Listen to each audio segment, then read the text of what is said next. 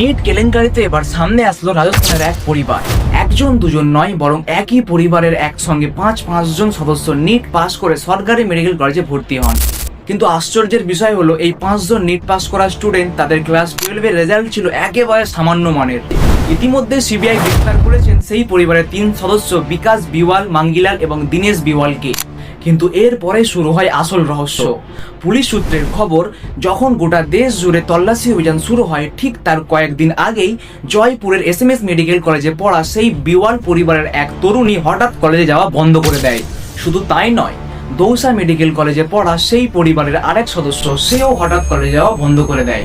পুলিশের কাছে এখন একটাই প্রশ্ন, এটা কি শুধু একটা কাকতালীয় ঘটনা, নাকি পুরো বিওয়াল পরিবারই জড়িত ছিল এই বিশাল প্রশ্নফাঁস চক্রের কেসে?